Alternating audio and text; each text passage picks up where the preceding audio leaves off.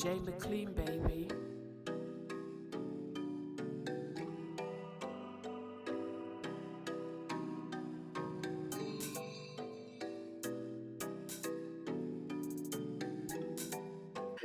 And also want to welcome Sister Rijole Bitata. How are you, sis? I'm very well, thank you.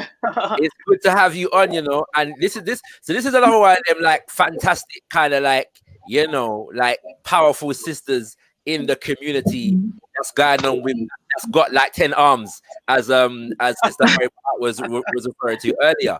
But I do so just first of all, because there's a question that Black London has been asking, and I think you're probably in a good place to answer that question. But just introduce yourself to the audience and let people know who you are and what you do. My name is Rihole. I'm an educator, and I want to change narratives through education. So I show children the contribution of Black people, African people into the world of science, technology, engineering, and mathematics. And right now, I am pushing forensic skills to children. You see a lot of young people getting attacked in the streets, and I believe that if children knew about CPR from a very young age, and getting them interested in the world of forensics to help their own community and to be at the lead of in the field, I think we need to start somewhere. And it's better now than waiting for our children to become teenagers. I think certain skills can be taught from young. But if you are able to have a hands-on approach as opposed to a theoretical and sitting down passive approach, then you can engage with children in a much more positive way. Give thanks, Sister Rihole. Now, you also focus a lot on STEM education, science, technology, engineering, and mathematics. Am I correct? Yeah, that is correct. That is correct. Yes. So in relation, go ahead, sis. Go ahead. No, I was saying because when you look at the continent and the many problems that we have there, we always have to rely on external help, and I think we need those skills in those fields to be able to solve our own problems.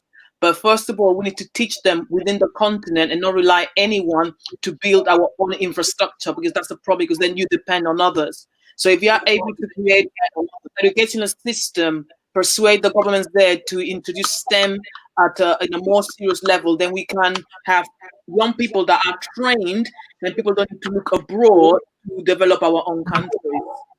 Which brings us to this question that Black London has been persistently and patiently asking for quite some time. So thanks for your patience, Black London.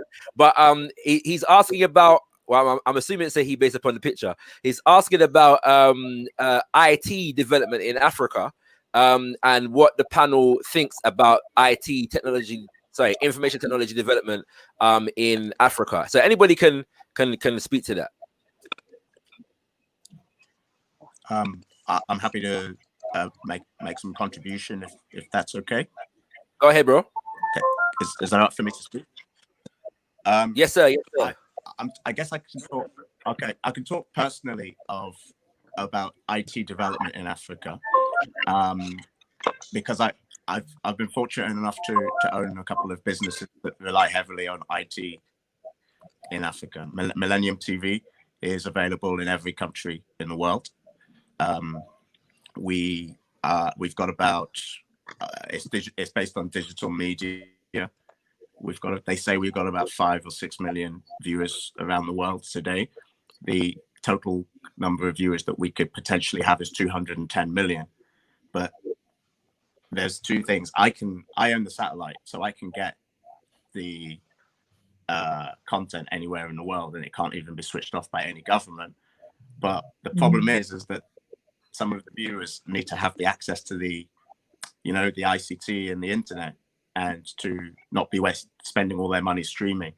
We can stream really cheaply here in the UK, and I imagine in places like America, and I'm sure UAE have got some good deals going as well on data. But there's just such an unequal, unlevel playing field for those who we actually really want to be seeing our stories and being inspired. If you're like in Nigeria, you still pay as you go with MTN. You know what I mean? Even though MTN's owners are like billionaires, but everyone else is still pay as you go. In Nigeria, Ghana, if you're like in Kenya, you've got Safaricom. Safaricom are making money hand over fist, but they can't make your midwife or your doctors or your students in Nairobi or Mombasa be on the right deal. You know, it goes back to what I was saying earlier about the business of development. But let's keep it positive. The big opportunity for Africa is that it's greenfield, a lot of it, which means that there's a lot of opportunity for leapfrogging. And leapfrogging is awesome because it means you get to learn on the mistakes. So I've got my daughter here. Yeah, bigging up the dad entrepreneurs as well. You know what I'm saying? The dad entrepreneurs. You know what I mean? I want to make it known that we as black men are fathers and businessmen too. You know what I'm saying? That we take care of business and family. They don't say that on the media, do they? Indeed, exactly. You know what I mean? So we want to make it known. You know what I mean? I meet there with my son as well. You know what I'm saying? So we want to put that out there. You know what I mean? But yeah, so go ahead, Winston. Go ahead.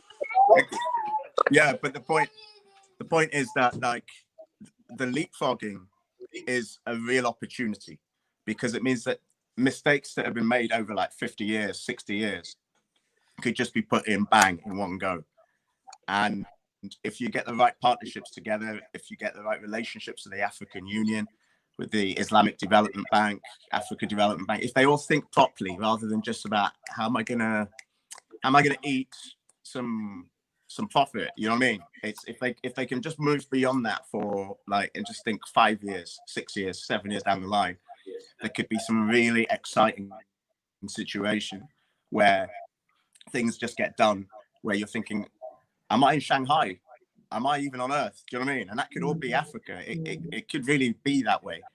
But the problem is that you kind of need people at the steering wheel who are able to think that way, you know? And it's hard, you know, when you haven't had much money and you see money and you haven't had much money for a long time, don't judge anyone unless you've been in that position. That's all I'm going to say. It's hard to make them sort of decisions on a human level, you know? So that's all. I hope that's the starting point for the discussion. Anybody else? Can I ask a question? I would like to ask a question. I was recently reading an article in the to on the continent. To me, it was like tech is taken off in a massive way on the continent right now, especially among our young people. I just want to know, let's take Sister Riholeh and brother, what is your take on the industry boom on the continent?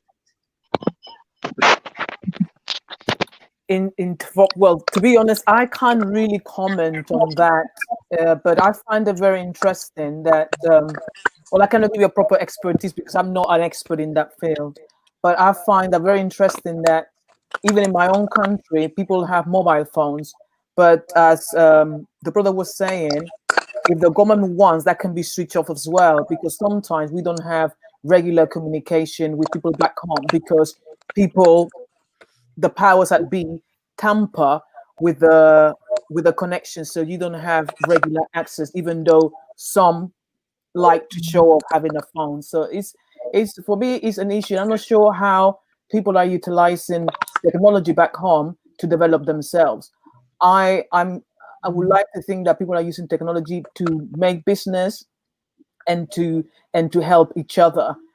For instance, I'm part of our gifting community, and we are seeing that we would like to bring the gifting community global, and we're seeing that there's not such a thing as like PayPal back home for people to send money direct. So that is something that needs to be explored, because we have to rely on PayPal or maybe Western Union to be able to send money abroad. If those platforms decide not to allow us to use those to send money back home, then we cannot support anyone back home. So I think it's really important to look into this field quite in detail, but we need the brains. I'm not the brains to do with any of this tech stuff. So I think people that are genuinely honest about building wealth back home needs to be looking at the digital world and how can we support without having to rely on others. Yeah. Ari, it's okay. I'm just going to say thank you so much to Mary B. Thank you so much to Winston. We do have our other guests to bring on, and we do want to welcome you back to our economic show on gotKushTV, because you are both very valuable to the conversations. Sister Ari will be happy to host you on YouTube. Most definitely. So thank you. Thanks for having me this afternoon. Well, see you all soon, and enjoy your day. Yeah? Take care. Enjoy the week. Thank you so much, Winston. Thank you so much, Mary. Thank you so much, beautiful women, and thank you for what you're doing. It's absolutely invaluable. Thank you. Thank you very much. All right. See you, Mary. Thank you. Take care. Then bye. Take care. Take care. We do have people coming up. The schedule will continue. We're way behind time, but this is how we flow. We keep it natural. We are doing it African time, and we do have that natural ability, don't we, Sister Ari? And I just want to say, just want to make sure everyone acknowledges the fact that today is Black Pound Day, and we're about supporting Black businesses and Black entrepreneurs. So if you are a brand or you know of a brand, please tune in. Come on, talk about it. This is our day. Absolutely, most definitely, kings and queens. You know what? I'm interested now, yeah, because we've got an interesting panel set up at the moment. Sister Rohile is in education, and we're also joined by Miss Roots, who is also in education, and I also have something going on in education as well, kings and queens. So let's look into this right now. You know what I'm saying? Because there is a relationship between African Black entrepreneurship, the business community, and education. Yeah, very, very important linkage there. So let's look into that. First of all, Miss Roots, are you with us? just need to unmute your mic. Oh, you need to unmute your mic. Sorry, I muted you because your thing was on. Your what you call it now? Your YouTube was on. So unmute you. Miss Roots, are you there? Can you hear me now? Yes, we can hear you. I'm here. Can you hear me? Yes, we can hear you. We can hear Hi. you. Wait, so you're obviously not from London. No, I'm from Birmingham. Birmingham in the house. Hi, Diane. It's me, Melissa. How are you doing, Melissa? How are you, sister? I'm good. I'm good. Good to be here. Good to see everybody. I'm enjoying the talk so far. So introduce yourself, my sister. Who are you? What's your business? What do you do? Okay, so my government name is Melissa Lewis Francis, but I go by the name Ms. Roots. All right, we shall hear you henceforth call you Miss Roots. And your business is?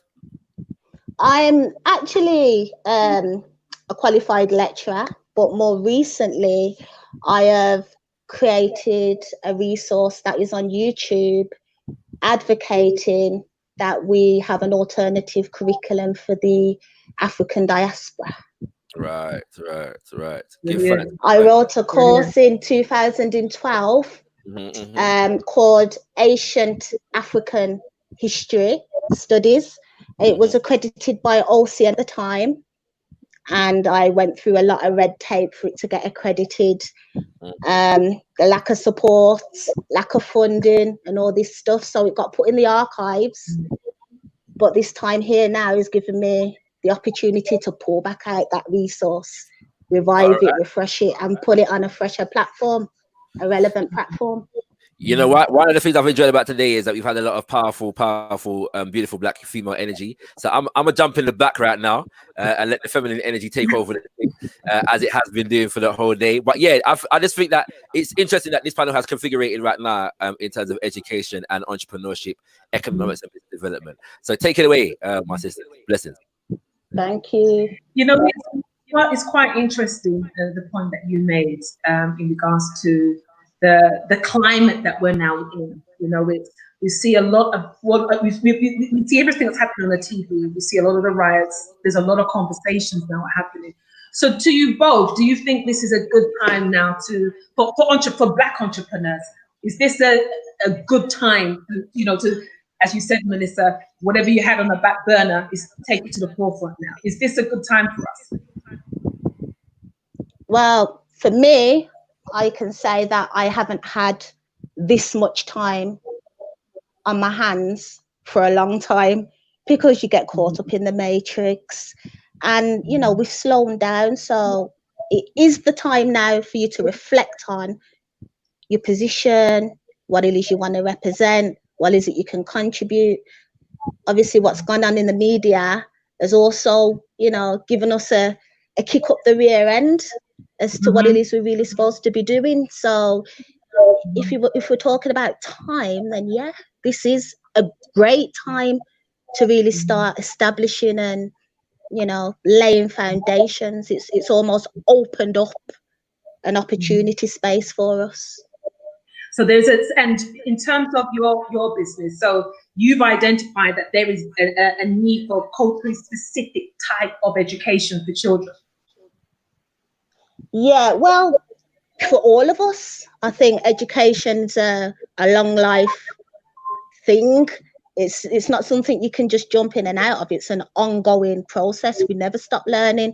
So it's just about having different and alternative channels, not just this one mainstream channel that's been prescribed to us, the national curriculum. There's not much other choice, and the national curriculum has been replicated globally. If you know, I've been there with you in Saudi Arabia. We deliver an an American and a British curriculum in the Middle East. Do you know what I mean? Yes, that's true. Yes.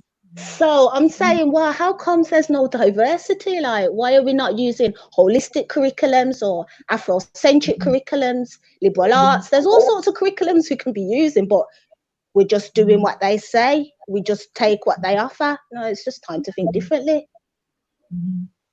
And Sister Rihele, what are your thoughts? I mean, because in terms of your brand, your product, do you work within the schools or do you work within centers? I work outside. I don't work within schools. I work more in the community.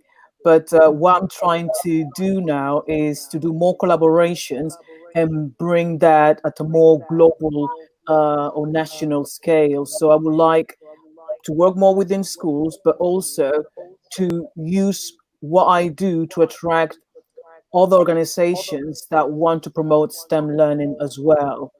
Because I find that there's way too much emphasis on grades. And I think we need to try to diversify to give the young people other alternatives as opposed to just the university route. And I think it's really important as well to acknowledge what's happening in the community at a grassroots level and support small individuals or small organizations and individuals that have been doing this for a long time, regardless of the momentum, because what happened recently, for whatever reason, has been magnified by the media. And I think people that have been involved in uplifting the community for a long time are actually benefiting from this right now after many, many years. So I think it's a good thing. It's a good thing, provided that we are able to control the narrative at all times. So how are you feeling now in terms of, I would like to say, the opportunities now that presents itself now? I mean, you know, it's people now or establishments sound as if they're talking a different language now. It's because race and discrimination or racism now is being pushed forward here. The conversations are now on all different levels in all different sectors. So in terms of what you have now, you know, do you feel that this is a good time now to, where schools will be approaching you for a specific type of curriculum now, for specific type of children? Do you think that this is a good time for you? Yeah, I think that's a good time. But also, I've been looking at, I'm not going to mention their website, but there are major educational websites that are actually putting more Black history themes into their platforms as well. There's this big one beginning with a T, where you can find about Ndebele tribes, you can find the Rosa Parks, Windrush. So there's some of us that actually are infiltrating those platforms in such a way that when you log on and pay your subscription to these platforms, you can actually study and learn about Black history at for primary schools. And you know, I feel a bit jealous. Is this recently? I would say it's been going on for more than a year. Okay. Yeah, but now more than ever, now if you type Black history or even the Windrush the Windrush was on the BBC, on the BBC on the news round. So it's being celebrated. Even Black children are being invited to talk on the shows as well, which I find it really interesting. Yeah, it is really interesting. Before it was very, one phase, but now they're trying to include more people into the dialogue and to allow people to be more in charge of that dialogue as well. So do you think this is a moment we're looking at, or do you think this is a movement? I don't think it's a movement, unfortunately. I think for us, should be a movement, but for other Black people, this could be just because everyone is talking about it. Let me talk about it, because probably you remember the Black person that you wanted to talk to about race, and they probably turn around to you and said, "Oh, I think you're being too much for me, or being too militant," because some of us would have never spoken about race if that wasn't if the conversation hasn't been brought into the bigger platforms, into the BBC and all that. No, most of them don't talk about it. Yes, that in this moment, people to say, okay, you are talking about it, also I feel safe to talk about it. Yeah, it's a huge problem, and that's why we need all these kind of platforms like gotKushTV. We've got up on the screen now. Support gotKushTV. Visit gotKushTV.com and /support, because that is where you can keep in tune with this conversation and keep it going, rather than following the wave as the mainstream is dictating it, because this is a forever thing. We cannot change these things overnight by dipping our toes in and out of it, and by only a few of us, and not the mainstream is needed in this narrative. So thank you so much for that very key point that you made there.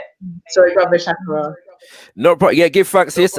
We do have our next guest up on deck, so we're gonna have to close this particular conversation. But finally, I want to give the sisters the opportunity to let the people them know where they can be found. The people that can find them, and please do post those links and those tags into the chat, and we'll share them with the rest of the community as we continue throughout the day. All right, people can find me on Instagram at S.T.E.A.M Power Ltd, also on Facebook and on LinkedIn and on Twitter, S.T.E.A.M Power Ltd. Thanks for having me, guys. You can find me on Ms. Roots, Ms with a Z, Roots with a Z at the end, Ms. Roots 81, and I'm on Facebook, Twitter, and Instagram with the same name. Give thanks, Miss Roots. Give thanks, Mr. Rohile, and we do stay logged in, because we welcome you back later on when there is space. You know what I'm saying? Because so we love the fact that you joined us, and so there will be space for you later on if you wish to come back and share your thoughts. Thank you very much. Sure. Yeah, man, I'm very, very interested in this education and entrepreneurship conversation. If I had more time, I'll go in, because I've got a presentation on it. But we're not going to do that today. This is Decipher, and these are lovely panelists. African versus Caribbean versus British. I'll say from African, is that no, you're not? Everyone's Africanness comes innately. I went to Jamaica earlier this year, and I know I'm not Jamaican. They don't look at me as Jamaican. Yeah. I don't like people just wearing a dashiki and wearing stuff and just saying, yeah, I'm African now. That's very fake to me. You protect people, want to claim Africa, like it's some superior, something. This being a semicircle, and you, the audience, completing the circle.